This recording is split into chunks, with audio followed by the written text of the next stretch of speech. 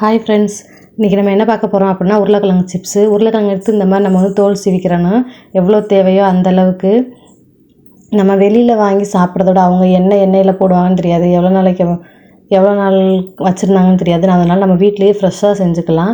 இந்த மாதிரி நல்லா ஃபுல்லாக தோலை உரிச்சிடணும். உரிச்சிட்டு நம்ம காய் சீவிறது இருக்குது பார்த்திங்களா, அதில் வந்து நம்ம டிசைனுக்கு தகுந்த மாதிரி சீவிக்கலாம். இந்த மாதிரி சீவனோன்னா வரி வரியாக வரும். அதுக்கு மேலே இருக்கிறதுல சீவனோன்னா ப்ளெயினாக வரும். இந்த மாதிரி நல்லா சீவி எடுத்துக்கலாம். இந்த மாதிரி ஃபஸ்ட்டு நல்லா பிடிச்சி சீவுற மாதிரி இருக்கும், அடுத்து போக போக வழுக்கும்ல, அதனால் இந்த மாதிரி உள்ளங்காய் வச்சு தேய்ச்சோம்னா நல்லாயிருக்கும். இந்த அளவுக்கு வந்து நம்ம தேய்ச்சி எடுத்துக்கலாம். நான் டிசைனும் எடுத்து இந்த மேலே தேய்ச்சோன்னா நல்லா ப்ளெயினாக வரும். அந்த மாதிரியே நான் தேய்ச்சேன். இங்கே பாருங்கள், ரெண்டுமே அழகாக தான் இருக்கும், சீக்கிரமும் வெந்துடும். ரெண்டும் டிசைன்லேயும் பண்ணோன்னா சூப்பராக இருக்குமே அப்படின்னு சொல்லிட்டு நான் பண்ணேன். ஒரு பவுலில் வந்து தண்ணி ஊற்றி அதில் உப்பு போடணும். உப்பு போட்டு நம்ம உருளைக்கிழங்கு அதில் போட்டு ஒரு 5 நிமிஷம் நல்லா ஒரு 2 நிமிஷத்துக்கு நல்லா பிசைஞ்சு அலசணும். அப்படின்னா எதுக்கு வந்து ஒன்றோட ஒன்று ஒட்டாது. இன்னொன்று நமக்கு பொரிச்சு எடுக்க நல்லா கிறிஸ்பியாக வர்றதுக்கு அது வந்து நல்லா சப்போர்ட் பண்ணும். பாருங்கள், ஒரு 2 நிமிஷம் நல்லா பிசைஞ்சு விட்டோம் அப்படின்னா அது நல்லா அதில் உப்பு சேர்ந்துடும், நல்லா முறுமுறுன்னு வந்துடும், காய்கிறதும் சீக்கிரம் காஞ்சிரும். இப்போ நம்ம அடுத்து என்ன பண்ணலாம் அப்படின்னா, இதே மாதிரி நம்ம எல்லா உருளைக்கிழங்கையும் வந்து சீவி எடுத்து அலசி வச்சுக்கலாம். வெள்ளை துணியை நல்லா வெயிலில் காய வச்சு அதில் வந்து ஒவ்வொன்றா எடுத்து அடுக்கணும். அப்படின்னா வெயிலுக்கு வந்து நல்லா காயணுன்றது கிடையாது, ஓரளவு உணர்ந்தா கூட போதும். 2 பக்கட்டும் ஈரம் இல்லாமல் உணர்ந்தா போதும். இங்கே பாருங்கள், இந்த அளவுக்கு நான் காய வச்சுருந்தேன். இதே மாதிரி நீங்களும் செஞ்சு பாருங்கள்.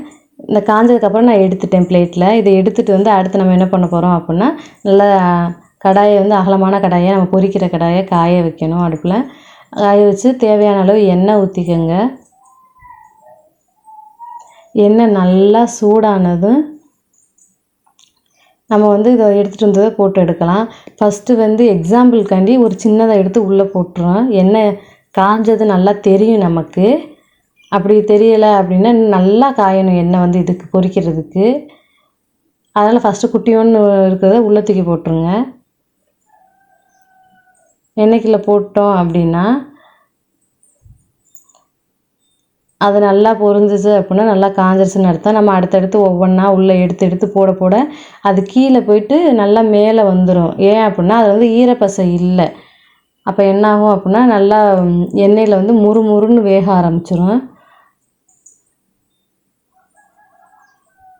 எடுத்தோன்னே நம்ம வந்து பெரிய கரண்டி போட்டாலும் ஒன்றும் பிரச்சனை இல்லை. போடாமல் இந்த மாதிரி சின்ன கிடுக்கி வச்சு நல்லா அதை எல்லா பக்கட்டும் பெரட்டி விட்டோம் அப்படின்னா நல்லா வெந்துடும்.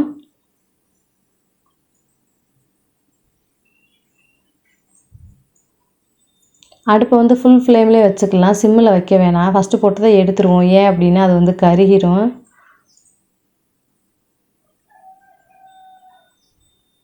5 நிமிஷம் தான் ஆகும் அது வேகிறதுக்கு, முறுமுறுன்னு வர்றதுக்கு. பாருங்கள், போடையில் நிறையா பபிள்ஸ் வந்துச்சு எண்ணெயிலேருந்து. இப்போ வந்து அந்த பபிள்ஸ் வந்து குறைஞ்சிருக்கு. அப்போ வந்து நல்லா ஓரளவு வெந்துருச்சுன்னு அர்த்தம். இப்போ பாருங்கள், நல்லா ஓரளவு கலர் சேஞ்ச் ஆகிருச்சு. அப்போ நல்லா முறுமுறுன்னு வந்துருச்சு. இப்படி நம்ம கரண்டியில் எடுத்த ஆட்டையில் அது வந்து முறுமுறுன்னு இருக்கிறதுனால சத்தம் வரும். அந்தளவுக்கு வந்து கிறிஸ்பி ஆகிருச்சு. எடுத்தாச்சு. இதே மாதிரி நம்ம வச்சுருக்க எல்லாத்தையுமே எண்ணெயில் போட்டு எடுத்துக்கலாம். பாருங்கள், எடுத்தாச்சு. பாருங்கள், பார்க்கவே நல்லா கலர்ஃபுல்லாக இருக்குது. எதுக்குமே கருக கூட இல்லை. நம்ம தோலோடையும் சேர்க்கலாம், தோல் இல்லாமையும் சேர்க்கலாம். 1/2 ஸ்பூன் மிளகாத்தூள் சேர்த்துக்கலாம்.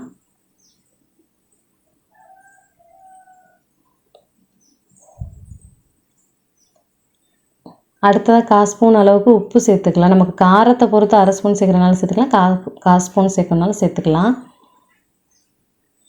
இப்போ வந்து நல்லா எல்லாத்தையும் வந்து குலுக்கி பெரட்டி எடுத்துக்கலாம். உப்பு மிளகாப்பொடி எல்லா பக்கட்டும் சேரணும். பாருங்கள், நல்லா குலுக்கியாச்சு. இப்படி குலுக்கையில் அந்த முறுமுறுப்பு இருக்கிறது வந்து சத்தம் நல்லா கேட்கும்.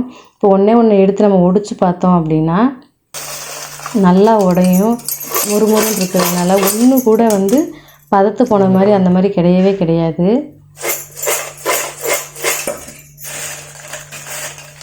அவ்வளோதான்.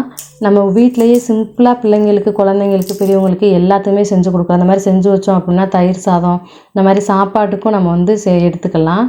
ஹெல்த்தியானதும் கூட. நம்ம வீட்டில் செஞ்சு வைக்கிறதுனால ஒன்றும் ஆகாது. இதே மாதிரி செஞ்சு பாருங்கள். செஞ்சு பார்த்துட்டு எப்படி இருந்துச்சுன்னு சொல்லுங்கள். டாட்டா.